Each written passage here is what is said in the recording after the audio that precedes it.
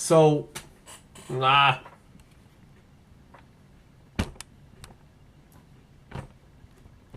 That's better. Potential spoilers ahead.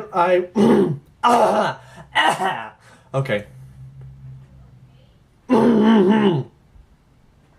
Yeah, I think so.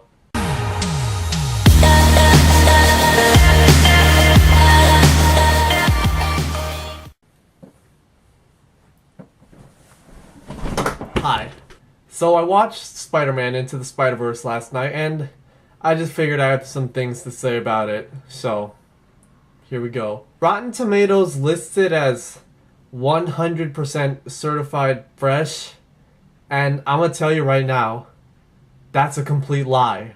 Now I know Rotten Tomatoes isn't exactly the end-all be-all for movies, but like, still. This isn't gonna be a formal review or anything. I didn't even script this. I'm just gonna go off the top of my head. Potential spoilers ahead. So usually I'd start off with the pros of the movie, but like, I feel like I should just get the negatives out of the way, because they're kind of important. So right off the bat, in the very beginning of the movie, I found myself struggling to keep up with what was happening. I mean, so my problem is this. It just moves at a really fast pace. I mean, really fast. I could barely keep up with what was going on. I mean, could you just slow down just a hair? Just slow down a tad there, buddy. I wanna like the movie, I do, but it just, at least in the beginning, it's way too fast. I can't comprehend it. I just wanna appreciate this for a few more seconds, and like, you just wanna move on to the next thing. That's all I really have to say about that. The next problem that I had with the movie was that sometimes they kind of went overboard on the effects.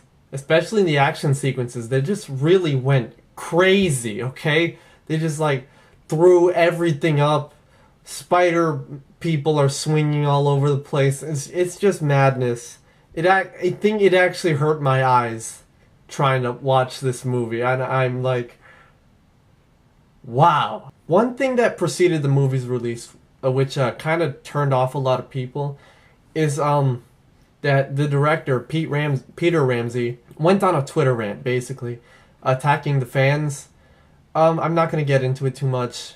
I'll put a link into the description if you're interested, but basically it was talking about Antifa, fascists in this country, and stuff like that, whatever.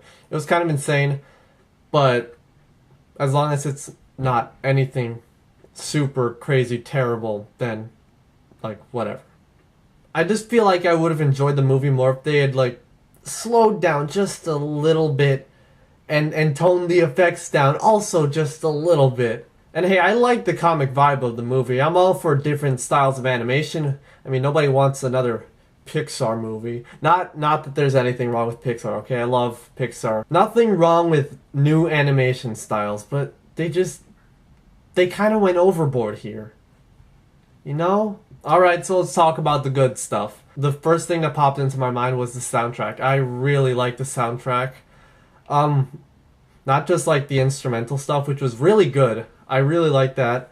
But also the songs made by artists to like coincide with the release of the movie. So people like Post Malone, Sway Lee, Vince Staples, that's really all I can think of. They had some really good music in that movie. I really like Sunflower. It's a banger, honestly. Next is the story. I'm not gonna go too in depth with this because that would be spoilerish, but I'm just gonna say this story was nice.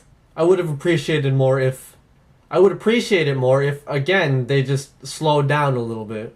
Next up is the acting. I really like the acting. I think all the voice actors did some really good things with their parts, and I just want to especially point out friggin' Nicolas Cage. Oh my gosh, what a boss, okay? He voices 2 animated comic book superheroes in 1 year. That's like more than most other actors. Nicolas Cage, what a boss. I think 2018 has been a good year for him, and he might actually be becoming relevant again. And you know what? He deserves it, okay? He's a talented actor. He's a great guy.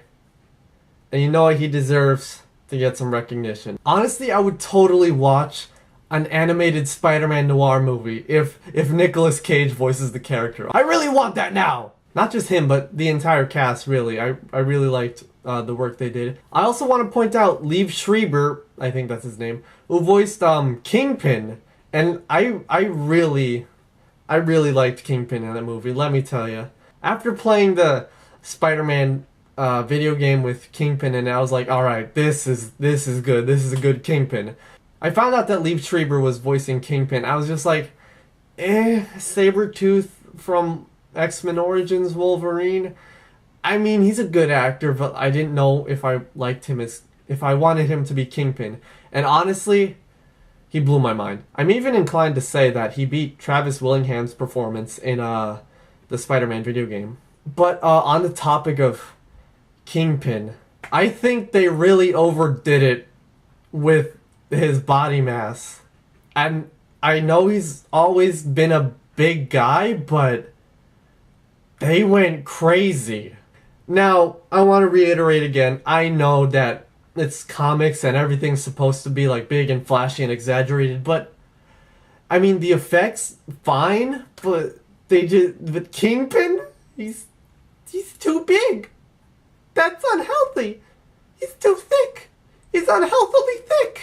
Another thing I really liked the dialogue. I thought there were some really good lines in there, some interactions between the characters. It was good.